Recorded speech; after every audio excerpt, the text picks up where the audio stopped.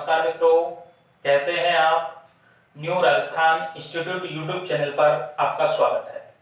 Please channel को like, share, subscribe अवश्य करें ताकि आने वाली वीडियो का नोटिफिकेशन आपको मिल जाए और बेल आइकन को भी प्रेस करें। मित्रों, कल हम राष्ट्रपति के बारे में पढ़ रहे थे। आज राष्ट्रपति की दूसरी क्लास है। पहली क्लास में हमने पढ़ लिया था कि अनुच्छेद 52 के तहत ये लिखा हुआ है 52 में कि भारत का एक राष्ट्रपति होगा।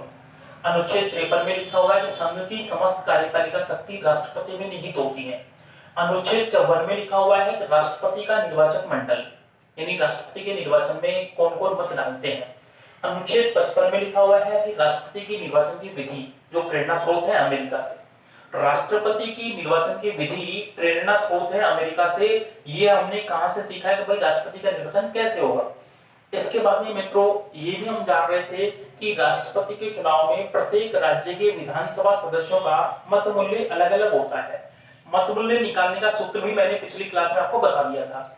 जैसे कि राजस्थान के एक विधायक का मत मूल्य 129 है, उत्तर प्रदेश के एक विधायक का मत मूल्य 208 है जो सर्वाधिक है, सिक्किम के एक विधायक का मत मूल्य 7 है जो न्यूनतम है, और संसद के सदस्यों का राष्ट्रपति के चुनाव में मत मूल्य होता है 708।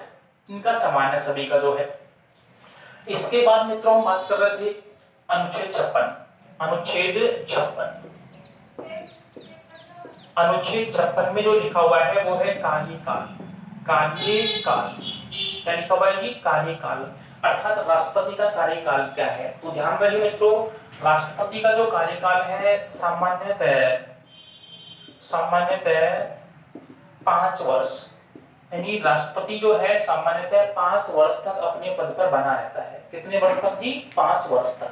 लेकिन ये भी प्रावधान है कि राष्ट्रपति अपने उत्तराधिकारी अर्थात नए राष्ट्रपति के आने तक पद पर बना रहता है। राष्ट्रपति अपने उत्तराधिकारी के आने तक पद पर बना रहता है। उत्तराधिकारी से मेरा तात्पर्य है नया राष्ट्रपति। सामान्यतः कार्यकाल वर्ष में पूछे तो 5 वर्ष है, अन्यथा ये है कि नए राष्ट्रपति के पद ग्रहण करने तक पुराना वाला जो राष्ट्रपति पद पर बना रहता है। मित्रों आगे बात करें, राष्ट्रपति समय से पहले अपने पद से त्यागपत्र दे सकता है। समय से पहले मेरा मतलब है 5 वर्ष से पहले। राष्ट्रपति अपने पद का त्यागपत्र जो है उपराष्ट्रपति को देता है, अर्थात राष्ट्रपति अपना त्यागपत्र किसको देगा? उपराष्ट्रपति को। और ध्यान रहे मित्रों, उपराष्ट्रपति इस बात की सूचना सर्वप्रथम लोकसभा अध्यक्ष को देता है। उपराष्ट्रपति इस बात की सूचना सर्वप्रथम यानी सबसे पहले लोकसभा के अध्यक्ष को देता है कि राष्ट्रपति जी ने त्यागपत्र दे दिया है। ये प्रश्न आपसे पूछा जा सकता है कि राष्ट्रपति जब त्यागपत्र देता है उपराष्ट्रपति को देगा। उपराष्ट्रपति इस बात की सूचना सबसे पहले किसको देता है? तो लोकसभा अध्यक्ष को देता है। इसके बाद में बात करते हैं मित्रों, राष्ट्रपति को संविधान का अतिक्रमण करने पर महाभियोग प्रक्रिया द्वारा पद से हटाया जा सकता है। पुनः सुनिए जी, अनुच्छेद 56 में ही लिखा हुआ है। अनुच्छेद 56 में ही लिखा हुआ है, क्योंकि आप पहले से कंफ्यूज हैं, उस कंफ्यूजन को दूर कर ले। मैं स्पष्ट आपको बताऊंगा कि कौन से अनुच्छेद में क्या लिखा हुआ है। अनुच्छेद 56 में लिखा हुआ है कि राष्ट्रपति द्वारा संविधान का अतिक्रमण करने पर उसे महाभियोग द्वारा पदमुक्त किया जा सकता है। ये महाभियोग द्वारा पदमुक्त कर सकते हैं, ये लिखा हुआ है अनुच्छेद 56 में। आप ये कहेंगे सर आज तक तो हमने महाभियोग 61 में पढ़ा है। दोस्तों अनुच्छेद 61 में महाभियोग प्रक्रिया का उल्लेख है कि महाभियोग किस प्रकार से लगाया जाता है, किन किन प्रक्रियाओं से गुजरता है, किन किन चरणों से गुजरता है, कैसे लगाया जाता है, इसका उल्लेख अनुच्छेद 61 में है। यानी महाभियोग की जो प्रक्रिया है इसका उल्लेख अनुच्छेद 61 में है, अनुच्छेद 61 में। जबकि ये अनुच्छेद 56 में लिखा हुआ है कि राष्ट्रपति द्वारा संविधान का अतिक्रमण करने पर उन्हें महाभियोग द्वारा पदमुक्त किया जा सकता है। बात करें दोस्तों अनुच्छेद 57। अनुच्छेद 57 में लिखा हुआ है पुनः निर्वाचन पर कोई प्रतिबंध नहीं है। पुनः निर्वाचन पर कोई प्रतिबंध नहीं है, प्रतिबंध नहीं है। अर्थात भारत में एक व्यक्ति कितनी बार भी राष्ट्रपति बन सकता है, इस पे कोई बंदी से नहीं है। भारत के संविधान के अनुच्छेद 57 में लिखा हुआ है पुनः निर्वाचन पर कोई प्रतिबंध नहीं है, अर्थात एक व्यक्ति कितनी बार भी राष्ट्रपति बन सकता है। अमेरिका में ये नियम है, ये कानून है अमेरिका के संविधान में कि एक व्यक्ति अधिकतम 2 बार राष्ट्रपति बन सकता है।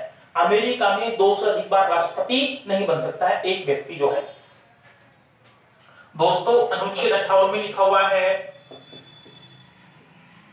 योग्यताएं, योग्यताएं अर्थात राष्ट्रपति का चुनाव लड़ने के लिए आप में कौन कौन सी योग्यताएं होनी चाहिए या राष्ट्रपति का चुनाव लड़ने के लिए क्या क्या योग्यताएं हैं उनकी बात हम करेंगे अनुच्छेद 58 में। तो देखिए क्या क्या योग्यता है अनुच्छेद 58 में, क्या लिखा हुआ है जी, योग्यताएं। योग्यताएं और पहली योग्यता है नंबर 1 पे हम बात कर रहे हैं योग्यताओं में, भारत का नागरिक हो, भारत का नागरिक हो, भारत का नागरिक हो, ये लिखा हुआ है, पहली योग्यता है। अब देखो कुछ मित्र ये कहेंगे सर भारत का मूल नागरिक हो या नागरिक हो। दोस्तों सिर्फ ये लिखा हुआ है भारत का नागरिक हो, नहीं भारत का जो भी नागरिक है वो भारत में राष्ट्रपति का चुनाव लड़ सकता है, भारत का नागरिक हो। नंबर 2 पे 35 वर्ष की आयु पूर्ण कर चुका हो, यानी राष्ट्रपति पद के उम्मीदवार के लिए दूसरी योग्यता है 35 वर्ष की आयु पूर्ण कर चुका हो। जो व्यक्ति 35 वर्ष की आयु पूर्ण कर चुका है वही राष्ट्रपति का चुनाव लड़ सकता है, अन्यथा नहीं। दूसरी बात यह है मेरे मित्रों कि अधिकतम आयु का कोई प्रावधान नहीं है। राष्ट्रपति के निर्वाचन में अधिकतम आयु का कोई प्रावधान नहीं है कि भाई 60 वर्ष तक का लड़ सकता है या 70 तक का लड़ सकता है, कितनी भी आयु का लड़ सकता है, इसका कोई प्रावधान नहीं किया गया है। न्यूनतम आयु का प्रावधान है राष्ट्रपति के चुनाव में उम्मीदवार की कम से कम आयु कितनी होनी चाहिए, 35 वर्ष, अर्थात 35 वर्ष की आयु पूर्ण कर चुका व्यक्ति ही राष्ट्रपति का चुनाव लड़ सकता है। तीसरी योग्यता है लाभ के पद पर नहीं हो, तीसरी योग्यता है लाभ के पद पर नहीं हो। मेरे मित्रों ध्यान रहे, संविधान के द्वारा लाभ के पद को परिभाषित नहीं किया गया है कि किसके पद को लाभ का पद माने, किसके पद को लाभ का पद नहीं माने, या लाभ का पद कौन सा है, ऐसा संविधान के द्वारा परिभाषित नहीं किया गया है। संविधान में सिर्फ ये लिखा हुआ है कि तीसरी योग्यता के रूप में कि लाभ के पद पर नहीं हो। ध्यान रहे मित्रों, संविधान के द्वारा यह अधिकार संसद को दिया गया है, अर्थात संसद ही लाभ के पद को परिभाषित करती है कि कौन सा पद लाभ का कौन सा नहीं है। याद रहे मेरे मित्रों, लाभ के पद में जो माना गया है यानी लाभ का पद नहीं है, राष्ट्रपति, उपराष्ट्रपति, राज्यपाल, संघ एवं राज्यों के अधीन मंत्री के पद को लाभ का पद नहीं माना गया है। उन्हें सुन लीजिएगा जी, उपराष्ट्रपति, राष्ट्रपति, राज्यपाल एवं संघ एवं राज्यों के अधीन मंत्री पद लाभ का पद नहीं है। उन्हें सुने मेरे मित्रों, लाभ के पद को संविधान के द्वारा परिभाषित नहीं किया गया है कि कौन सा पद लाभ का कौन सा नहीं है। लाभ के पद को परिभाषित करने के लिए संविधान ने अधिकार संसद को दिया है, ये शक्ति संसद को दी है, संसद ही लाभ के पद को परिभाषित करती है। लेकिन सुनना मेरे मित्रों, राष्ट्रपति, उपराष्ट्रपति, राज्यपाल एवं संघ एवं राज्यों के अधीन मंत्री के पद को लाभ का पद नहीं माना गया है। तो जानते होंगे कि ये पद लाभ के पद नहीं है। नंबर 4 पे बात करते हैं लोकसभा सदस्य बनने की योग्यता रखता हो, लोकसभा सदस्य बनने की योग्यता रखता हो। याद रहे मित्रों, ये योग्यताएं हैं राष्ट्रपति पद के लिए। राष्ट्रपति पद के लिए ये योग्यताएं हैं, पुनः सुन लीजिए, पहली है भारत का नागरिक हो, दूसरी है 35 वर्ष की आयु पूर्ण कर चुका हो, तीसरी है लाभ के पद पर नहीं हो। पुनः कह रहा हूं, राष्ट्रपति, उपराष्ट्रपति, राज्यपाल, संघ एवं राज्यों के अधीन मंत्री के पद को लाभ का पद नहीं माना गया है। लोकसभा सदस्य बनने की योग्यता रखता हो। ये योग्यताएं होगी राष्ट्रपति पद के लिए जो है। अब बात करेंगे मित्रों अनुच्छेद 59। अनुच्छेद 59 इसमें लिखा हुआ है राष्ट्रपति पद की शर्तें। राष्ट्रपति पद की शर्तें अनुच्छेद 59 में लिखा हुआ है राष्ट्रपति पद की शर्तें। यानी राष्ट्रपति पद के लिए क्या क्या शर्त है देखिएगा जी। पहली शर्त है राष्ट्रपति पद के लिए, राष्ट्रपति पद के उम्मीदवार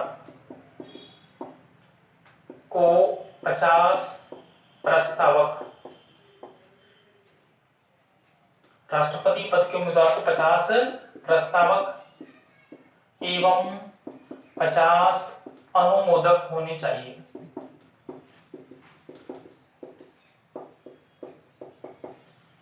राष्ट्रपति पद के उम्मीदवार के, राष्ट्रपति पद के उम्मीदवार के 50 तो क्या होने चाहिए जी प्रस्तावक, तो 50 क्या होने चाहिए जी अनुमोदक। अर्थात मान लीजिएगा कोई भी व्यक्ति जब राष्ट्रपति का चुनाव लड़ना चाह रहा है, पहले तो उपयुक्त योग्यताएं पूरी होनी चाहिए जो 58 में अनुच्छेद 58 में लिखी हुई है। उसके बाद उसको 50 तो क्या चाहिए जी प्रस्तावक चाहिए, 50 क्या चाहिए जी अनुमोदक चाहिए। ये अनुमोदक और प्रस्तावक क्या होते हैं, ठीक से इस बात को समझिएगा दोस्तों। जो है मैं आपसे ये कहूंगा कि जो भी व्यक्ति राष्ट्रपति के चुनाव में भाग लेते हैं वो इनके 50 प्रस्तावक हो सकते हैं और 50 क्या हो सकते हैं जी अनुमोदक। मान लीजिएगा किसी के नाम का हम प्रस्ताव रख रहे हैं तो क्या कहलाएंगे प्रस्तावक, और उसके नाम का समर्थन कर रहे हैं तो क्या कहलाएंगे अनुमोदक। राष्ट्रपति पद के उम्मीदवार के लिए 50 तो प्रस्तावक होने चाहिए, 50 का होने चाहिए जी अनुमोदक होने। ये प्रस्तावक और अनुमोदक वो होंगे जो राष्ट्रपति के चुनाव में मत डालते हैं, जो राष्ट्रपति के चुनाव में मत डालते हैं वही होंगे जी, उनके अतिरिक्त नहीं हो सकते। और दूसरी बात जो है, जो व्यक्ति प्रस्तावक है वो अनुमोदक में नहीं जाएगा, यानी प्रस्ताव वाले अलग होंगे 50 जो है और अनुमोदक वाले अलग होंगे। और तीसरी बात और जो खास बात है, जिस व्यक्ति ने एक के प्रस्ताव के रूप में काम किया है वो दूसरे उम्मीदवार का प्रस्तावक नहीं बन सकता है। जो व्यक्ति एक बार प्रस्तावक या अनुमोदक बना है वो दूसरे उम्मीदवार का जो है प्रस्ताव या उम्मीदवार नहीं बन सकता है, ध्यान रखना जी। दूसरी बात जो है, किसी भी सदन का सदस्य न हो, यानी राष्ट्रपति के जब आप चुनाव लड़ने जा रहे हैं तो 4 योग्यताएं पहले जो पढ़ ली वो होनी चाहिए। उसके बाद आप किसी भी सदन के सदस्य नहीं हो, किसी भी सदन के सदस्य नहीं हो। चुनाव लड़ना है तो पहले सदन के सदस्य, किसी भी सदन के सदस्य हो, वहां से त्याग पत्र दो, उसके बाद में जो आप जो है चुनाव लड़ सकते हो। सदन से मेरा तात्पर्य दोस्त ना तो संसद के किसी सदन के सदस्य हो सकते हैं और ना ही विधानमंडल के किसी सदन के सदस्य हो सकता है। इसके बाद में तीसरी जब हम बात करते हैं जमानत राशि 15,000 रुपए। राष्ट्रपति के चुनाव में जो जमानत राशि है वो 15,000 रुपए है, यानी राष्ट्रपति के उम्मीदवार को, राष्ट्रपति पद के उम्मीदवार को जमानत राशि के रूप में 15,000 रुपए जमा कराने पड़ते हैं। कहां जमा कराने पड़ते हैं जी, ये आरबीआई में। पुनः सुन लीजिएगा, राष्ट्रपति पद का जो उम्मीदवार है वो जमानत राशि के रूप में कितने रुपए जमा कराता है 15,000 रुपए। कहां जमा कराता है आरबीआई में। ये किसी भी तरीके से जमा कराए जा सकते हैं, डीडी जा सकती है, चेक जा सकते हैं, कैश से आप जमा करा सकते हैं, किसी भी विधि से ये पैसे आप जमा करा सकते हैं। कहां जमा होंगे आरबीआई में। पुनः सुन लीजिएगा, राष्ट्रपति की जमानत राशि 15,000 रुपए है जो आरबीआई में जमा होती है, रिजर्व बैंक ऑफ इंडिया में जमा होती है। चौथी बात करते हैं दोस्तों, डाले गए कुल वैध मतों का 1/6 प्राप्त नहीं होने पर जमानत राशि जब्त हो जाती है। डाले गए कुल वैध मतों का, डाले गए कुल वैध मतों का 1/6 प्राप्त नहीं होने पर जमानत राशि जब्त हो जाती है। मित्रों याद रहे, डाले गए कुल वैध मतों का, राष्ट्रपति के चुनाव में जितने भी वैध मत डाले गए हैं, जो मत डाले गए हैं वैध मत जो है, उनका 1/6 नहीं प्राप्त अगर हो रहा है तो आपकी जमानत राशि जब्त हो जाती है। राष्ट्रपति के चुनाव में डाले गए कुल वैध मतों का 1/6 प्राप्त नहीं होने पर जमानत राशि जब्त होती है। इसके साथ में दूसरी जानकारी आपसे साझा कर रहा हूं दोस्तों।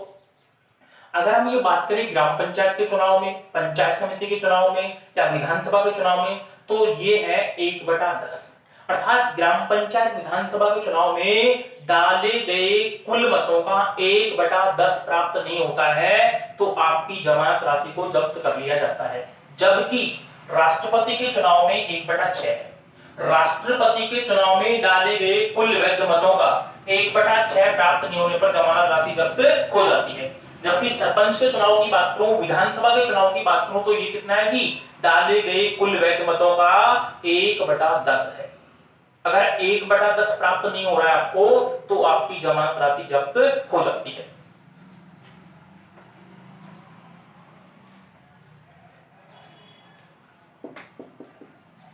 राष्ट्रपति का चुनाव निर्दलीय होता है। राष्ट्रपति का चुनाव निर्दलीय होता है।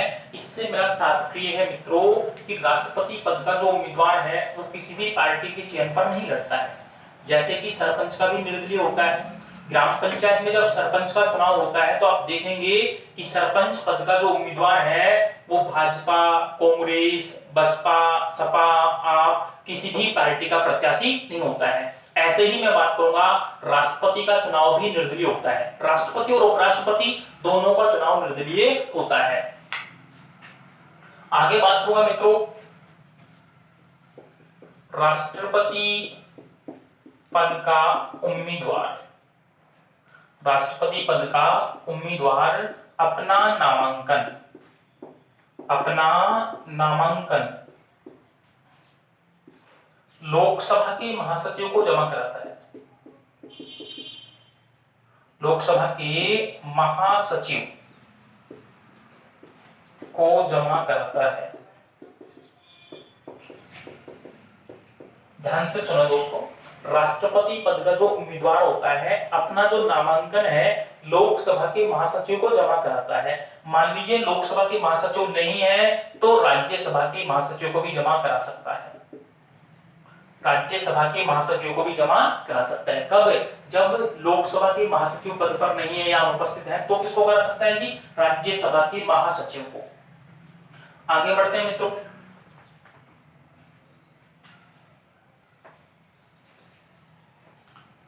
ये अनुच्छेद 59 से भिन्न बात मैं बता रहा हूं। राष्ट्रपति के चुनाव में अगर कोई भी विवाद हो जाता है तो इसकी सुनवाई प्रारंभिक रूप से सर्वोच्च न्यायालय करता है। अनुच्छेद 71 के तहत, अनुच्छेद 71 के तहत 71 के तहत राष्ट्रपति के चुनाव में कोई भी विवाद होने पर उसकी सुनवाई प्रारंभिक रूप से सर्वोच्च न्यायालय करता है। दूसरी बात, राष्ट्रपति का जो चुनाव है इसमें जो मान लीजिएगा शिकायत जो करेंगे, विवाद हुआ है उसकी जो शिकायत है कौन कौन कर सकते हैं? या तो राष्ट्रपति पद के जो उम्मीदवार रहे वो कर सकते हैं, या संसद के किसी भी सदन के 20 सदस्यों का जो समूह है वो कर सकता है। संसद के किसी भी सदन के 20 सदस्यों का समूह जो है इस बात की शिकायत कर सकता है। दूसरी बात जो है, ये शिकायत जो है 30 दिन के भीतर की जाती है।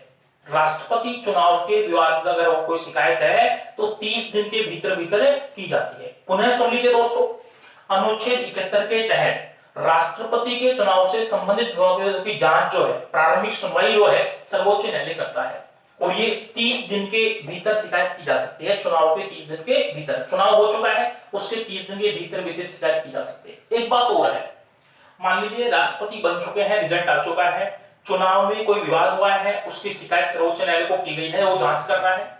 इस दौरान राष्ट्रपति जो बन चुका है वो जो भी निर्णय लेगा वो सभी निर्णय उसके मान्य होंगे, उनके द्वारा किए गए सभी कार्य मान्य होंगे। अब हम बात करते हैं मित्रों अनुच्छेद 60। अनुच्छेद 60, अनुच्छेद 60 में लिखा हुआ है शपथ। अनुच्छेद 60 में जो उल्लेख है वो शपथ का है। ध्यान से सुनिए मेरे मित्रों, मुख्यतया शपथ का जो उल्लेख है, मुख्यतया शपथ का जो उल्लेख है संविधान के अनुसूची 3 में है, लेकिन राष्ट्रपति, उपराष्ट्रपति, राज्यपाल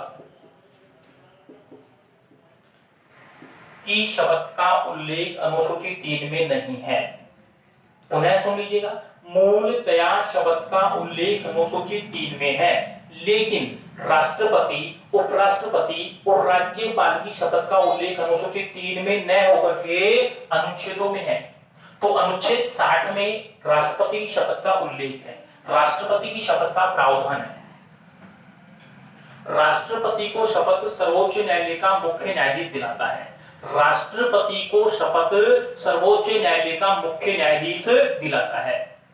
मुख्य न्यायाधीश के पद पर नहीं होने पर उपस्थित वरिष्ठतम न्यायाधीश दिलाता है। पुनः सुन लीजिए मेरे मित्रों, राष्ट्रपति को शपथ सर्वोच्च न्यायालय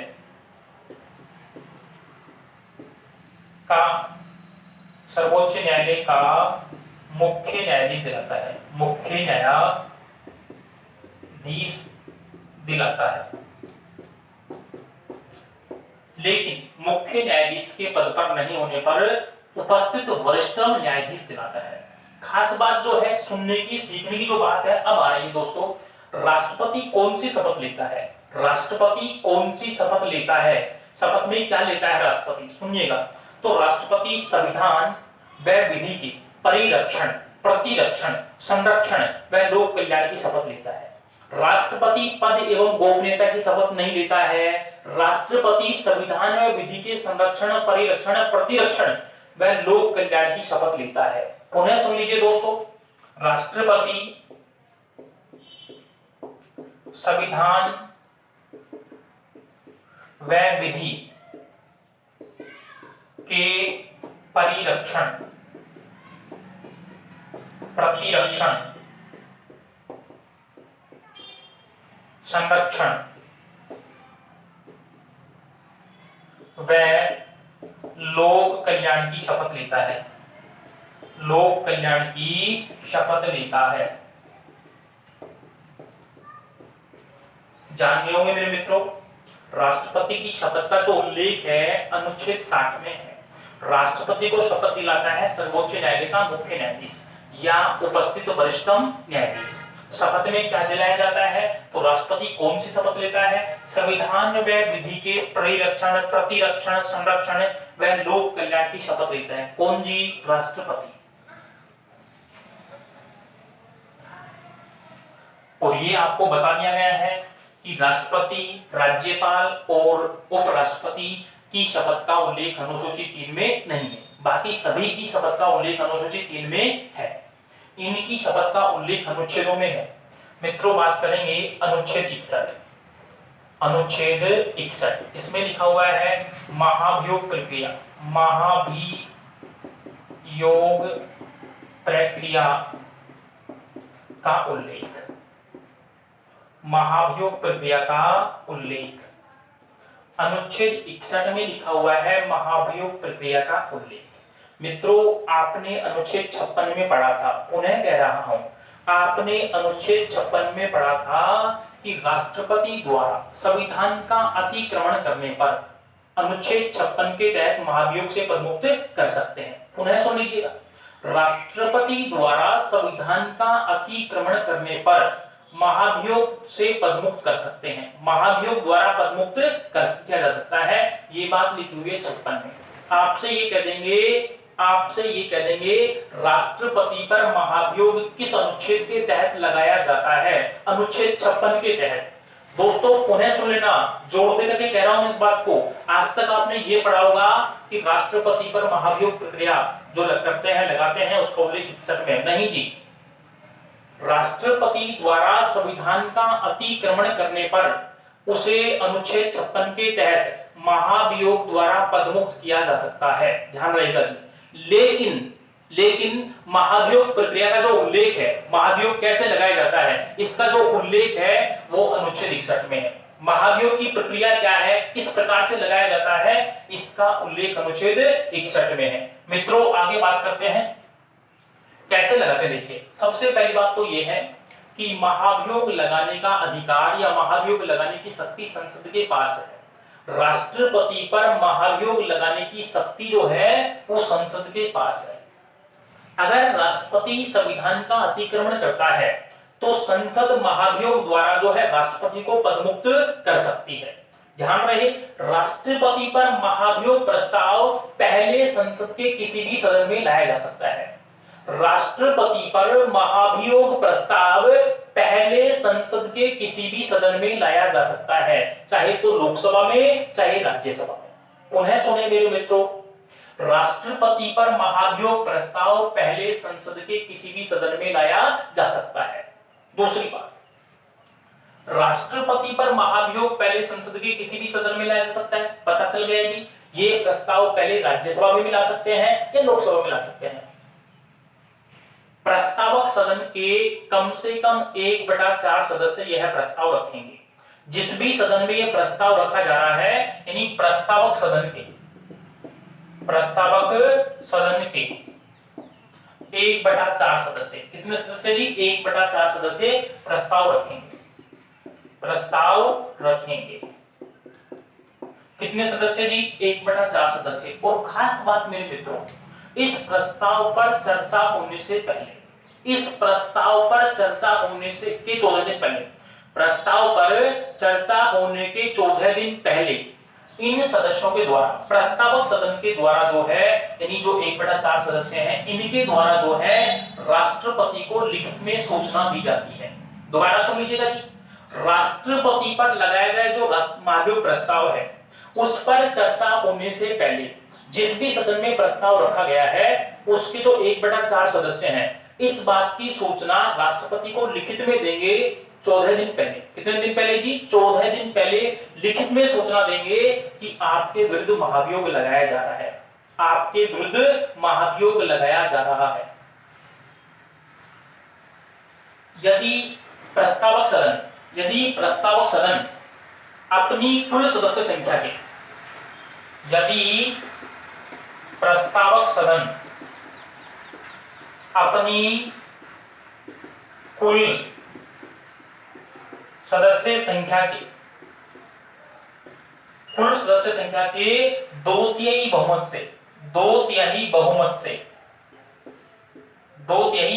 से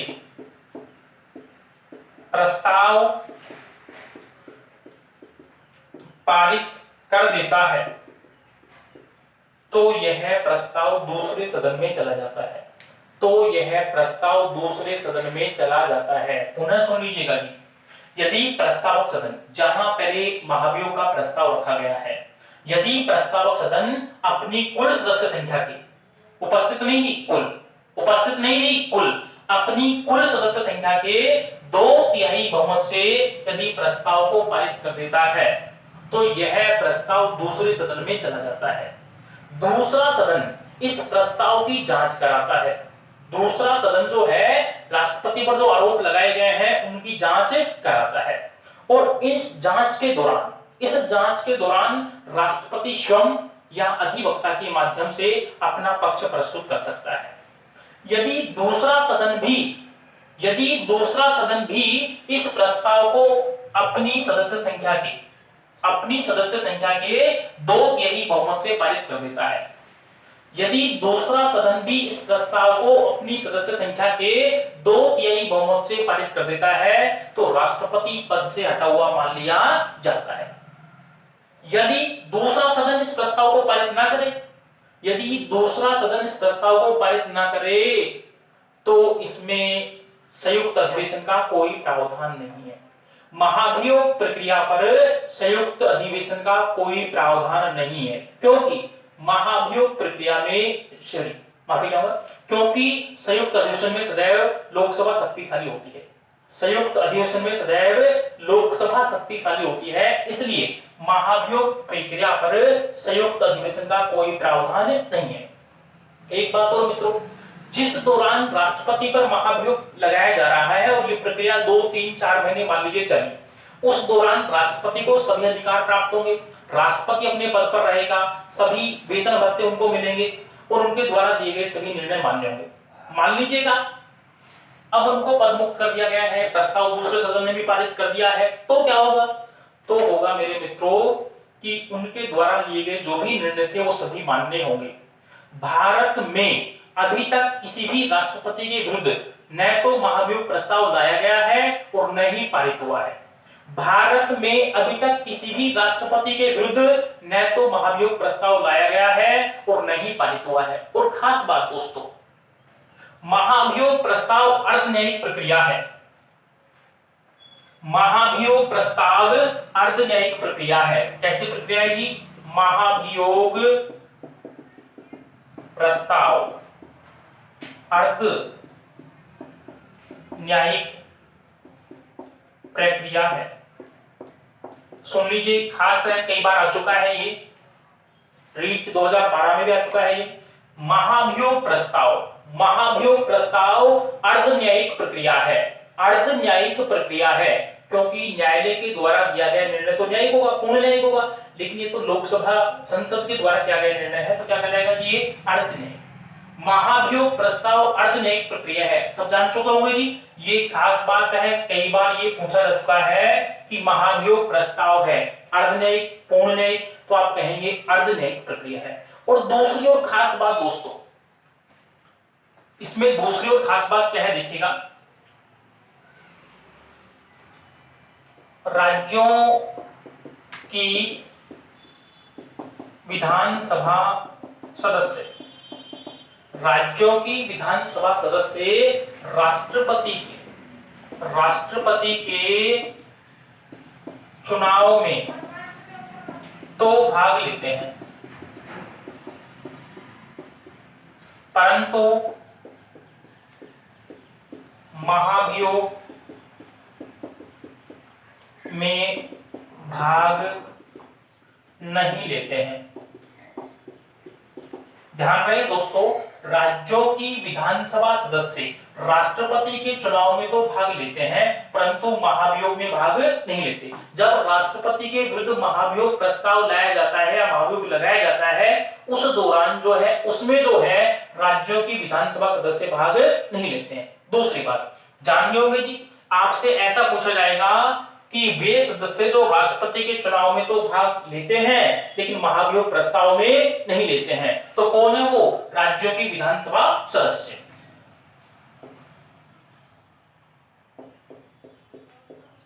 संसद के मनोनीत सदस्य, संसद के मनोनीत सदस्य, संसद के मनोनीत सदस्य राष्ट्रपति के चुनाव में तो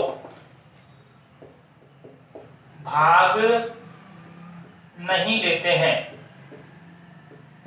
संसद के मनोनीत सदस्य राष्ट्रपति के चुनाव में तो भाग नहीं लेते हैं परंतु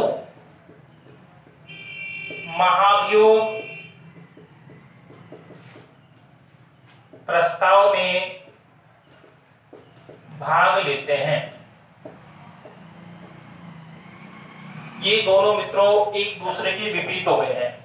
आपसे ये कहेंगे ऐसे सदस्य बताइए जो राष्ट्रपति के चुनाव में तो भाग लेते हैं लेकिन महाभियोग प्रस्ताव में भाग नहीं लेते हैं, तो राज्यों की विधानसभा सदस्य। जान होंगे जी कौन है? राज्यों की विधानसभा सदस्य। फिर आपसे कहेंगे ऐसे सदस्य बताइए जो राष्ट्रपति के चुनाव में भाग नहीं लेते हैं लेकिन महाभियोग प्रक्रिया में भाग लेते हैं, तो संसद के मनोनीत सदस्य। संसद में मनोनीत सदस्य इस प्रकार से हैं, 2 लोकसभा से और अपने 12 जो है राज्यसभा से। टोटल कितने हुए जी? 14। ये संसद के 14 सदस्य ऐसे हैं जो राष्ट्रपति के निर्वाचन में भाग नहीं लेते हैं। राष्ट्रपति के चुनाव में इनको मत डालने का अधिकार नहीं है, लेकिन जब राष्ट्रपति पर महाभियोग लगाया जाता है तो उस समय ये अपना मत देते हैं। ध्यान रहेगा जी, दोनों बातें जाननी होंगी जी।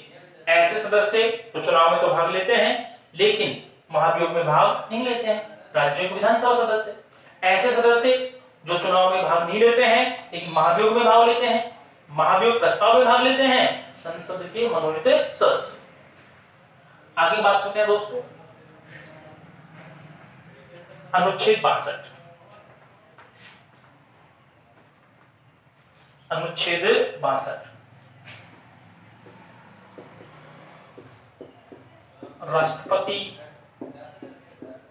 का पद रिक्त होने के संबंध में प्रावधान।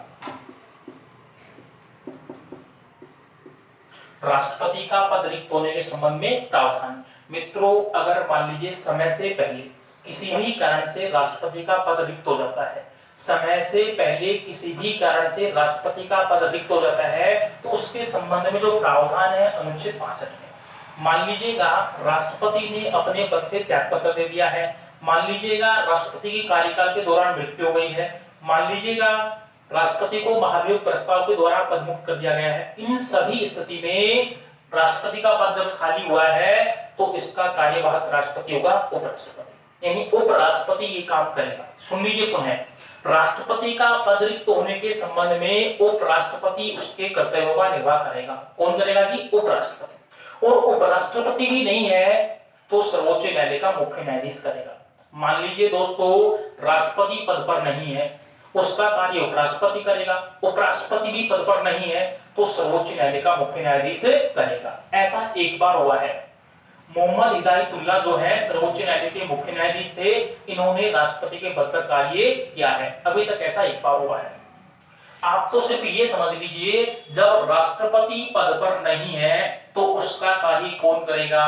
उपराष्ट्रपति। और एक खास बात है दोस्तों, खास इंपॉर्टेंट बात क्या है, जब उपराष्ट्रपति राष्ट्रपति के पद पर कार्य कर रहा है, अर्थात कार्यवाहक राष्ट्रपति के रूप में कार्य कर रहा है, उस समय वह राज्यसभा की बैठकों की अध्यक्षता नहीं करेगा।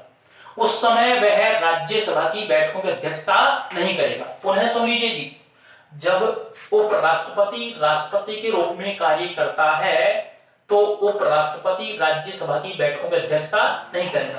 पहली बात जो है। दूसरी बात क्या है दोस्तों, ये भी सुन लीजिएगा जी, जब उपराष्ट्रपति राष्ट्रपति के रूप में कार्य करता है, कार्यवाहक राष्ट्रपति के रूप में कार्य करता है, उस समय उपराष्ट्रपति को सभी वेतन भत्ते राष्ट्रपति वाले पारित होंगे। और तीसरी बात क्या है दोस्तों, मान लीजिएगा मूलतः तो ये होता है, प्रावधान तो ये है कि 5 वर्ष से पहले ही नए राष्ट्रपति के चुनाव करवा लिए जाते हैं। किसी परिस्थितिवश अगर मान लीजिएगा चुनाव नहीं संपन्न हो पाते हैं तो पुराना वाला राष्ट्रपति ही तब तक पद पर बना रहेगा जब तक नया राष्ट्रपति नहीं आता है। दोबारा सुन लीजिएगा, मुख्यतया ये प्रावधान है कि 5 वर्ष का कार्यकाल पूरा होने से पहले ही नए राष्ट्रपति के चुनाव करवा लिए जाते हैं। नए राष्ट्रपति के चुनाव करवा लिए जाते हैं। जब नए राष्ट्रपति के चुनाव नहीं हो रहे किसी परिस्थितिवश तो पुराना वाला राष्ट्रपति तब तक पद पर बना रहेगा जब तक नया राष्ट्रपति पद ग्रहण नहीं कर लेता है। जब तक नया राष्ट्रपति पद ग्रहण नहीं कर लेता है। दोस्तों दो खास बात है, अंतर कर लेना। जब पद रिक्त है कैसे हो सकता है जी? त्यागपत्र है, महाभियोग है, मृत्यु है। ऐसी स्थिति में तो राष्ट्रपति का कार्य, राष्ट्रपति के कर्तव्यों का निर्वाह उपराष्ट्रपति करेगा। लेकिन दोस्तों होता क्या है कि सामान्यतः 5 वर्ष में चुनाव करवा लिए जाते हैं। किसी परिस्थितिवश 5 वर्ष में चुनाव नहीं हुए हैं तो जब तक पुराना वाला राष्ट्रपति पद पर बना रहेगा जब तक कि नया राष्ट्रपति पद ग्रहण नहीं कर लेता है। रिक्ति की स्थिति में तो काम करेगा उपराष्ट्रपति, और उपराष्ट्रपति नहीं होगा तो सर्वोच्च न्यायालय का मुख्य न्यायाधीश। एक खास बात, जब भी राष्ट्रपति का पद रिक्त हो जाता है तो 6 महीने के भीतर नए राष्ट्रपति का चुनाव करवाना आवश्यक है। राष्ट्रपति का पद रिक्त होने पर 6 महीने के भीतर नए राष्ट्रपति का चुनाव करवाना आवश्यक है दोस्तों। और दूसरी बात जो है 6 महीने के भीतर चुनाव करवाना क्या है जी? आवश्यक है अगर मान लीजिएगा पद रिक्त हो जाता है तो। और पद रिक्त होने पर काम कौन करता है जी? उपराष्ट्रपति। उपराष्ट्रपति भी नहीं है तो कौन करेगा जी? सर्वोच्च न्यायालय का मुख्य न्यायाधीश। धन्यवाद दोस्तों, मिलते हैं अगली क्लास में। धन्यवाद।